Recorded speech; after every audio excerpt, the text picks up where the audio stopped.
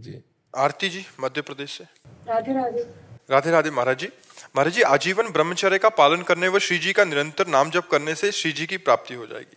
महाराज जी, नौकरी के दौरान सभी प्रकार के लोगों के संपर्क, बातचीत करना, साथ आना जाना, स्पर्श होना होता है। महाराज जी, क्या इससे भजन पर प्रभाव पड़ता है? क्या हम पुलिस में हैं? नहीं, नहीं पड़ेगा। हम अपने भजन मार्ग में यदि दृढ़ हैं तो कोई हमें छुए, हमें प्रभाव, हम छुएंगे तो प्रभाव पड़ जाएगा। जैसे हम किस भाव से छू रहे हैं तो प्रभाव, हमें कोई दुनिया छुए कोई फर्क नहीं पड़ता। मान लो स्टेशन में जा रहे हैं या हम कहीं जा रहे हैं तो छू तो जाए, ऐसा कोई थोड़ी कि मान लो हम अलग बैठे हैं यहाँ तुम छूते ही नहीं, नहीं, कहीं ना कहीं छू ही जाते हैं। तो उससे भजन पे प्रभाव नहीं, हम किस भाव से छुएंगे बस इस पर पड़ेगा। आपको छुएंगे तो बचाने के लिए छुएंगे, आपका मंगल करने के लिए, आपका कल्याण करने के लिए, आपको बुरा करने के लिए नहीं। काम भाव से नहीं छुएंगे, गंदी भाव वासना से नहीं छुएंगे। तो बाहर हमें कोई छुए उससे कोई फर्क नहीं पड़ता है।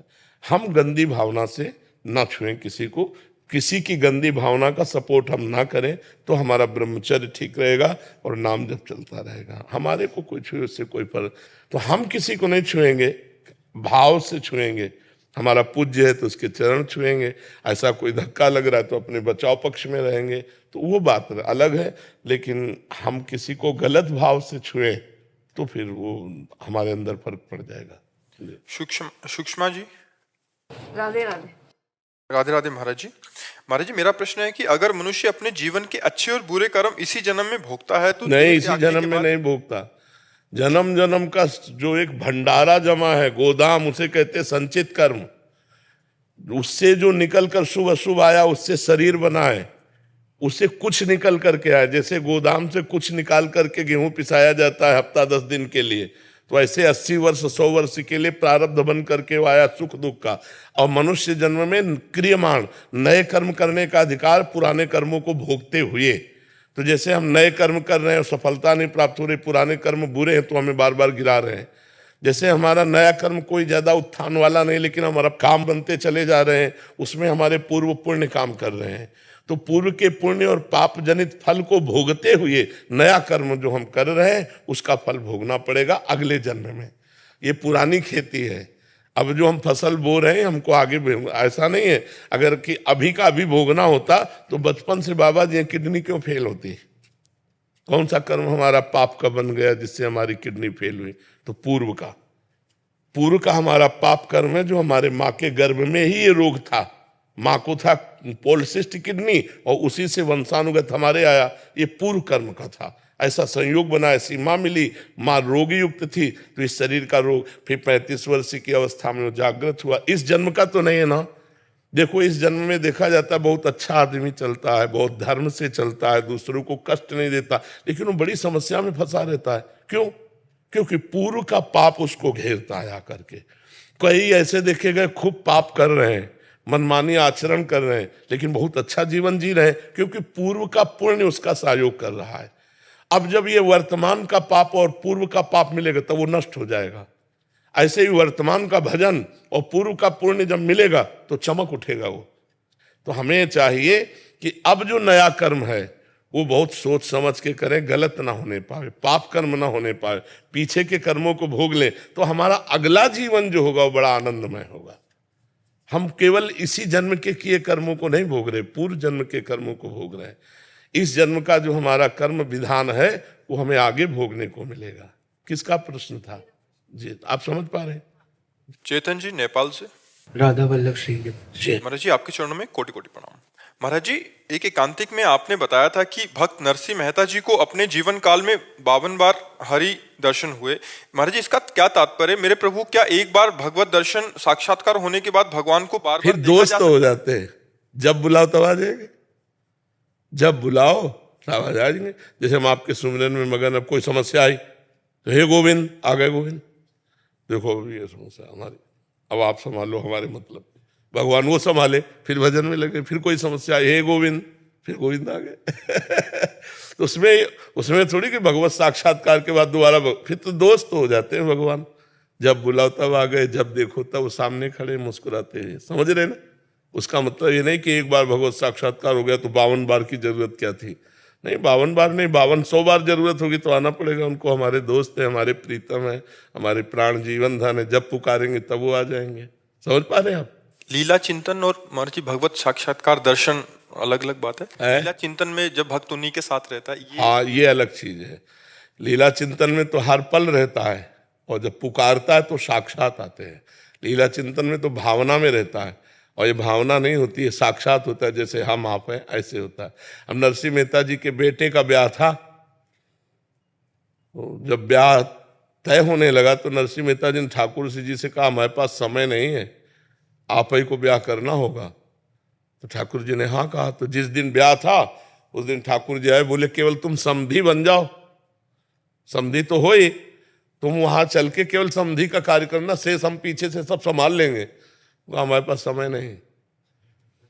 नरसिंह मेहता जी का लड़का है, और नरसिंह मेहता जी कहे हमारे पास समय नहीं, आप सब अपना संभालो, हम तो यहीं रहेंगे, यहीं कीर्तन करेंगे। ऐसा अब बेटी का भात भरना है, पूरा चिट्ठा रख दिया ठाकुर जी के सामने, आप संभालो, अगर आप लिखवा के भेजा है तो आप ही पूरा। ऐसा भात भरा गया कि गाया जाता है, उनके चरित्र को गाया जाता है। तो भगवान से इतना प्रेम हो गया कि हर समस्या का समाधान भगवान। वो कभी चिंतित नहीं हुए, इतना बड़ा चिट्ठा आया भगवान सामने रख दिया। तो क्योंकि आप द्वारिकाधीश से शहंशाह है, आप भरिए जा करके। आप तो चले गए थे अपने संत मंडली के साथ, और द्वारिका से गाड़ियां लद के आई थी। तो भगवान पर भरोसा, भगवान से अपनापन, भगवान की एक नहीं कितनी घटनाएं।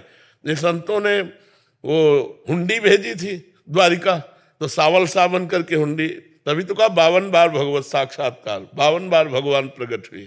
जी महाराज जी राधा वल्लभ श्री हरिवंश। महाराज जी, इस जीव से आपकी आज्ञा का उल्लंघन कई बार हुआ है गुरुदेव। मैं अपनी हस्तमैथुन की क्रिया को नहीं छोड़ पा रहा, दिन में कई बार हो जाता है, पूरा शरीर कंपन करता है। यार ऐसा बहुत गलत है यार, कैसे हम समझाएं। दिन में कई बार करोगे, जानते हो, एक मन 40 किलो अन्न, पूरा भोज्य पदार्थ पेय सहित, तब वो एक संतान उत्पन्न करने के योग्य वीर बनता है। 40 किलो खान पान पेय सब मिला करके वो जब हमारे शरीर से पचता है, तब एक बार संतान उत्पन्न करने के योग्य वीर बनता है। आप उसे हस्तमैथुन के द्वारा दिन में कई बार निकाले तो मरोगे नहीं, और क्या होगा। जी पूरा शरीर कंपन जैसे रोग शिकार अभी शरीर कंपन, दिमाग डिप्रेशन, कमर में दर्द, टांगों में दर्द, कुछ अच्छा ना लगना, भोजन ना अच्छा, किसी काम में रुचि ना होना, ये सब लक्षण शुरू हो जाएंगे, जीवन बेकार हो जाएगा। पूरी शक्ति खो चुका हूँ। और हस्तमैथुन का ऐसा अभ्यास बन जाएगा कि आप ना करना चाहते हैं तो सोते सोते हो जाएगा। बहुत गलत आदत है, अब इसको छोड़ना तो आपको ही पड़ेगा भैया। मतलब हर तरह से मरना हो जाता है। एक आदमी की मृत्यु हो गई, झंझट खत्म हो गई, इसमें जीते जी मरना हो जाता है। निरुत्साहित रहना, विचित्र प्रकार की चिंतन वृत्ति खराब हो जाना, शरीर को बिल्कुल ऐसे ही अस्वस्थ अवस्था में महसूस करना, किसी से मिलने की बात ना, मतलब हर तरह निराशा ही निराशा। उत्साह संपन्न होने के लिए ब्रह्मचर्य की आवश्यकता है। यार ऐसा ना करो। कई बार दिन में करते हो? 5-6। हे भगवान, 5-6 बार अपने को नष्ट करते हो तो कैसे मतलब आप स्वस्थ हो पाओगे, कैसे हो पाओगे। अब तो क्या हुआ कि बच्चा भगवान के सुख का तो परिचय है नहीं, तो संसार में इसी सुख को लगता है, और इसमें क्षणिक मात्र एक सुख का आभास होता है। उसी सुखाभास को बार बार करने की इच्छा होती, क्योंकि आनंद तो मिला नहीं भगवान का, तो जीव से ये गलती होती रहती है। अब ऐसे अगर नाम जप करो, थोड़ा पवित्र आचरण, पवित्र भोजन और सत्संग सुनो, और कसम खाओ, नियम पूर्वक उसका निर्वाह करो, तो भले हो सकता है। नहीं तो महाराज जी कह रहे हैं पशु जैसा जीवन हो गया, तंबाकू, गुटखा, भांग, सिगरेट ये भी साथ में लेते हैं। आओ, बेकार जीवन हो गया। अभी आप निराश मत होइए, आप नए बच्चे हो, आप छोड़ सकते हो, ठीक है। क्यों? एक बार आप बहुत बोल तो रहे, हम कह तो रहे, माइक से बोले या कैसे बोले? अरे सामने बोल रहे कि कसम खा के आज के बाद हस्तमैथुन नहीं करेंगे, कभी नहीं करते। हाँ। और जो नशा करते हो उसे छोड़ो, तब तो तुम्हारी बुद्धि शुद्ध होगी। नाम जप करो, और ये याद रखो कि हम कसम खाया है वृंदावन में। भर्ती देख रहे थे आर्मी की, तो उसमें कहा कि मतलब हाइट नहीं थी, तो कहे कि ऐसा करो तो हो जाए, उसी चक्कर में बहुत ज्यादा करने लगे। यार ऐसा सिखाया जाता है बच्चे जो थे वो बोले गांव के यार कहीं ब्रह्मचर्य का नाश करने से किसी की लंबाई बढ़ती है, ये सब बुद्धि भ्रष्ट करने वाली बातें। ठीक है, आज से संकल्प पूर्वक इसका त्याग कर दो। स्वयमेव जो हो तो उसकी कोई बात नहीं, अपनी तरफ से कोई क्रिया मत करना, आज से ही ले लो। ठीक है, आज से तुम्हारा एक ही व्रत है, ब्रह्मचर्य व्रत, इसको संभालो। जब ब्याह हो जाए तो भगवान जैसे चलावे वैसे चलना, अभी पवित्र भाव से चलो और नशा कोई मत करना, तो राधा राधा रटो। ठीक है, राधा राधा सब। दिलबाग सिंह जी, राधे राधे। महाराज जी आपके चरणों में कोटि कोटि प्रणाम। महाराज जी मैं एक सिंगर हूँ। महाराज जी मेरा प्रश्न है कि आजकल के इस तेज जीवन में जहाँ बहुत कंपटीशन है, एक दूसरे से आगे बढ़ने की चाहत है, अगर कोई दूसरा आगे बढ़े तो उससे जलन होनी भी स्वाभाविक है, जबकि हमें पता है कि समय से पहले और भाग्य से ज्यादा किसी को ये जलन क्यों होनी चाहिए? हमें खुशी होनी चाहिए। अगर आपका भाई आगे बढ़ रहा हो तो आपको खुशी होगी ना, तो उसे दूसरा क्यों मानते हो? उसे दूसरा नहीं मानना है। भगवान ने उसको योग्यता दी, वो आगे बढ़ रहा है, कभी हमको भी योग्यता देंगे भगवान तो हम भी आगे बढ़ेंगे। जलन होना ठीक नहीं। जलन से द्वेष होगा और द्वेष से पाप बन जाएगा। पाप की प्रवृत्ति द्वेष से बढ़ जाती है, और द्वेष का नाम इसी का है कि हम मत सरता, मेरे साथ चलने वाला मेरे से आगे निकल रहा है, बस इसी का नाम ईर्ष्या, इसी का नाम द्वेष है। इसको मिटा देना चाहिए। अगर हमारा पुत्र हमसे आगे निकल जाए तो हमें खुशी होगी ना कि चलो अच्छा हुआ, तो हम ऐसे भाव करते हैं। उदार चरिता नाम वसुधैव कुटुंबकम, पूरा विश्व मेरा भाई है। अगर एक भाई मेरा आगे निकला जा रहा है तो हम आशीर्वाद देते हैं, आगे बढ़ो, सुख प्राप्त करो। कभी भगवान हमको भी अवसर देंगे तो हम भी आगे बढ़ जाएंगे। ईर्ष्या करना उचित नहीं, जलन करना उचित नहीं। इससे तो फिर अपना पतन हो जाएगा, अपना उत्साह क्षीण हो जाएगा, अपने हृदय की जलन अपने को डाउन कर देगी।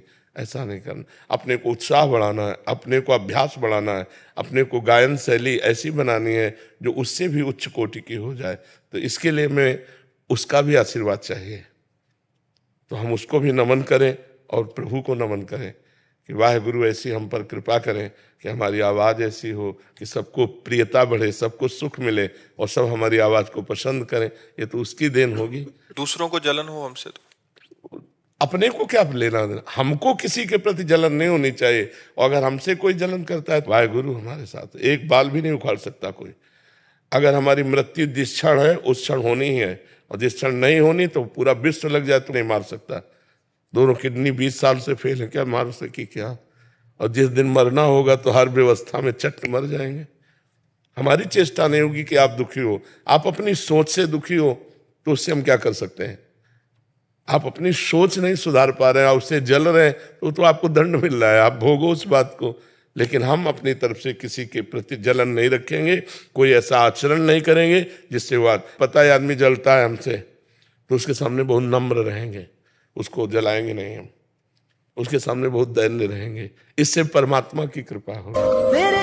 संसार में कोई ऐसा नहीं है जिससे जलन न होती हो। हमको चाहिए कि हमारी चेष्टा किसी को दुख देने वाली ना हो। अगर कोई अपने स्वभाव से दुखी हो रहा तो भोगे, ये उसके विचार का दंड है।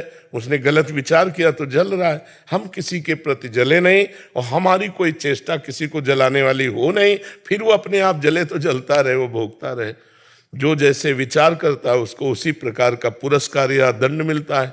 अच्छे विचार करेगा तो आनंदित हो गया, यार भाई बहुत अच्छा गाते हैं, बहुत आनंद। और दूसरा जल रहा है, क्यों अच्छा गाते हैं? अब उसका विचार गलत तो जलेगा तो है ही है, उसको दंड तो मिलेगा ही उसके विचार का। तो हमको आनंदित होना चाहिए और निर्भय रहना चाहिए, कभी डरना नहीं चाहिए और कभी किसी के भय के कारण झुकना नहीं चाहिए। क्योंकि अविनाशी हूं, परमात्मा का अंश हूं, गलत करूंगा नहीं, लेकिन तू गलत करेगा तो तेरे को भयभीत होना पड़ेगा। बस ऐसे स्वभाव में रहना चाहिए। कभी कुछ आप ऐसे अकेले घूमो, कहीं कोई आपको छूने वाला नहीं। और जिस दिन विधान है तो उस दिन आप 10-20 गार्ड लगा लो तो भी आपके थप्पड़ पड़ जाएगा। विधान है तो वो होके रहेगा, और नहीं है तो अकेले घूमो, कुछ नहीं होने वाला है, पक्का सुन। तो हमको भगवान के विधान पर राजी रहना चाहिए कि अगर साहब का विधान है तो हम चाहे लाखों व्यवस्था कर लें, वो विधान होगा।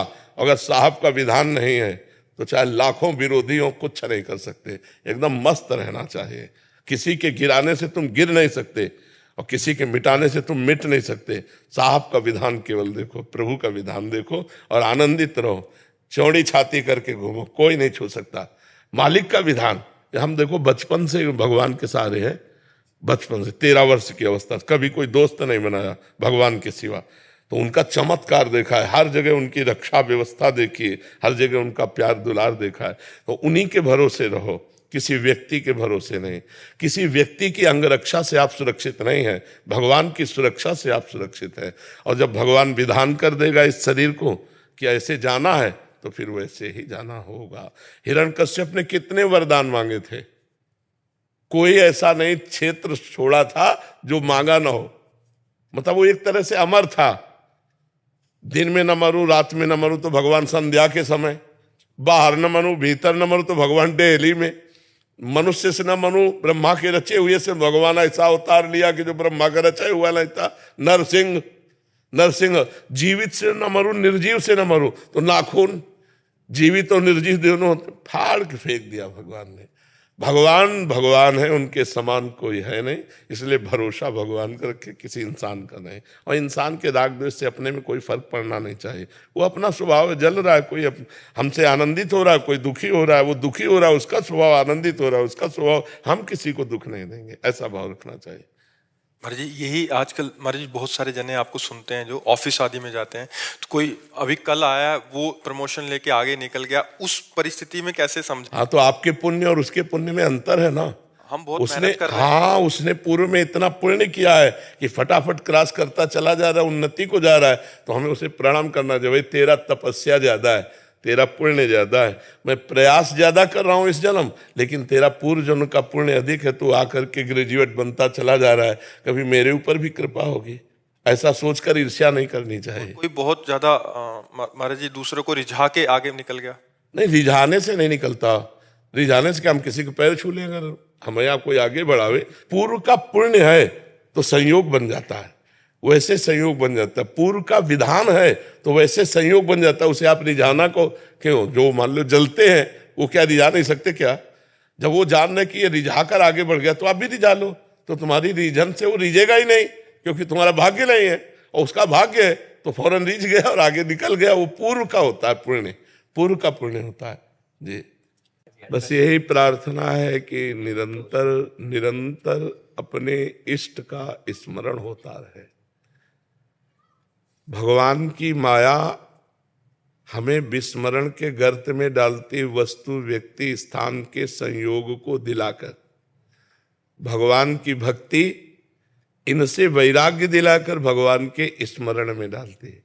भगवान की माया विस्मरण कराती है भगवान का, और भगवान की भक्ति स्मरण कराती है। हम भगवान के शरणागत जन हैं, तो हम हर समय अपनी चित्त वृत्ति को प्रभु के चिंतन में लगाते रहें। कभी नाम का चिंतन, कभी रूप का चिंतन, कभी गुण का चिंतन, कभी लीला का चिंतन, कभी धाम का चिंतन। इन के इन प्रकारेण हमारा अभ्यास ऐसा 24 घंटे में हो कि उठते बैठते चलते फिरते खाते पीते सोते जागते हम अपने इष्ट में रहें, अपने इष्ट की भाव में रहें। कभी ऐसी कृपा हो जाए कि 2-4 मिनट के लिए देह भूल जाए, देह भाव विस्मृत होकर भाव देह में हम भगवान की भावना में इतना तन्मय हो जाए कि शरीर की सुध न रहे, मैं कौन हूं, मैं कहाँ हूं, क्या करना चाहिए। कभी ऐसा कृपा प्रसाद मिले, वही जीवन का आनंद है।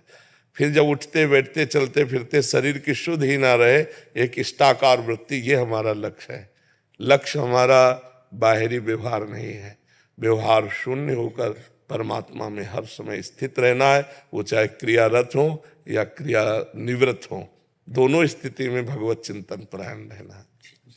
हमारे वचनामृत थे, हमारे स्वामी भगवान जो बोले थे ना, वो उसने लिख लिया था हमारे संतों ने, उनकी पारावाणी है।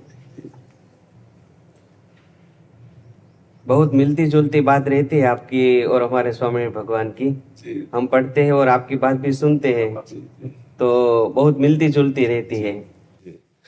इन्हीं सब महापुरुषों से भगवत कृपा से ही संतों ने तब लिख लिया था, जो बोले थे वचन वो लिखे पे, वो उस जमाने में तो ये नहीं था उपकरण, तो लिख लेते थे। और वो खुद उन्होंने लिखी है शिक्षा पत्री उनके आश्रितों के लिए। बहुत कृपा, बहुत स्वामी। बोल श्री गिरिराज नारायण की जय, श्री गोवर्धन नाथ की जय, श्री हरदेव जी महाराज की जय। तो ये हरदेव जी रहे, ऐसा 4 महादेव रहे ना ब्रज में, कामेश्वर, आसेश्वर, चकलेश्वर और भूतेश्वर, ऐसे बाबा 4 देवता रहे ब्रज में। 4 देव, केशव देव, हरदेव, गोविंद देव और मदन मोहन जी बाबा। तो बाबा औरंगजेब ने जब इस 7 चोटी हरदेव जी की, तो जब 5 चोटी तोड़वा देंगे बाकी, तो दीपक जलते हरदेव जी पे, तो बड़ा वो लगता कि वहाँ से पहले बरसानो दिखो कर, तो हमारे बड़े बूढ़े बतावे कि बरसानो दिखो कर तो वहाँ से। तो भैया ने बाबा 2 चोटिन को निर्माण हरदेव जी पे कराए हुए। वो शिखर जो तोड़े गए औरंगजेब ने, उसका कलंक जो था 400 साल पुराना, वो मिटा दिया है आपके आशीर्वाद से। हम लोग जून के महीना में आपसे मुलाकात कर भी आए, तो आपने वही टाइम आशीर्वाद दियो कि बन जाएगी, सब चिंता मत करो, और आपके आशीर्वाद से बाबा 50 साल तक आप पे अखंड दीपक जलेगो, ऊपर बढ़िया बत्ती की सबने व्यवस्था करके ना ही ऑटोमेटिक सब काम है वो, हमें सब तेल भरेगो अपने आप। अब वो बत्ती जल रही है बाबा, पूरी सर्दी चली अब चल रही है। गोवर्धन पूजा भारत ने बाबा को वहाँ जगह स्थापना करी बत्ती की, 1.25 इंच की बत्ती लग रही है हमें, और जैसे फूल झड़ जाए बाबा इतनी बत्ती ऊपर आ जाए। अच्छा, हाँ, अपने आप अपने आप बाबा अखंड ज्योत जला दी है, जो औरंगजेब ने जब बुझाई गई, अच्छा। अब वो जीवन में कभी नहीं बुझेगी। बहुत औरंगजेब ब्रज में पधारो कहा तो वहाँ ने कहा कि 2 चंद्रमा कैसे दिख रहे हैं, तो 2 चंद्रमा कैसे दिख रहे हैं कि एक तो हरदेव जी की ज्योति जल रही है, गोविंद देव जी जल रही, तो दीपक की ज्योति चंद्रमा की ज्योति एक समान दिखी, तो बात पसंद नहीं आई बाबा वहाँ ने वो तोड़वा दिए। सब लोगों ने मिलके काम किया। जय नंदा बाबा। लाडली लाल की जय, कुल विश्वानी की जमाई की जय। बाबा एक चौपाई छोटी सी, काहे गर्व करो तुम ऋषि राधिका किशोरी पे, हमारे श्याम सुंदर बिन रह नहीं पाते हैं, कहते तुम यहाँ बान राजा की किशोरी, हमारे ग्वारिया के इशारे पे भगी चली आते, हमारे ग्वारिया के इशारे पे भगी चली आते, पैरा दो 9 लखा हार वाकू, कार्य की कमरिया पे रीझ जग जाते, और कहते ब्रजवासी नंदगम मारो करके सगाई अब काहिर से आते। बोल विश्वान के जमाई की जय। महाराज जी एक छोटी सी हम बरसान इतने आए तो कटने नहीं।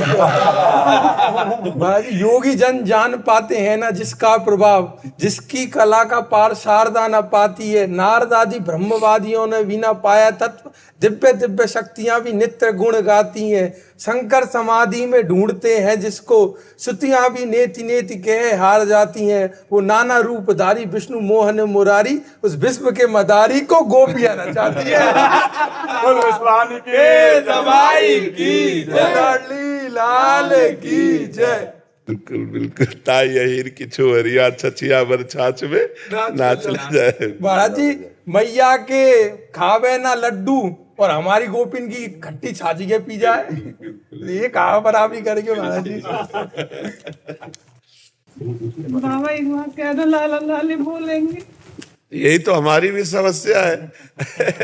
यही हमारी समस्या है कि शर्माते हैं, पता नहीं क्यों नहीं बोलते हैं, हमारे लाला लाली क्यों नहीं बोलते हैं। यही शर्माहट है उनकी कि अब जब उनके हैं, उनके हम हैं, तो हमसे वो बात करें, और वो कहते हैं हम अंदर अंदर बात करेंगे, बाहर से मूर्ति बने चुपचाप बैठे रहेंगे। तो उनका खेल ऐसा है, अंदर से तो बात करते हैं, एक एक बात अंदर से, तो यहाँ की बात वहां पहुंचा। हाँ, एक बात।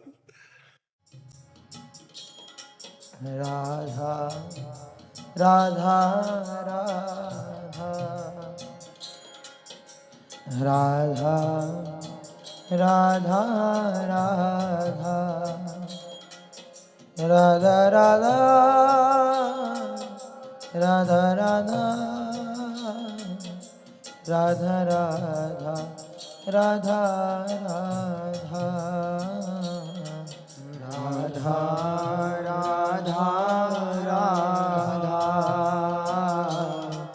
राधा राधा राधा राधा राधा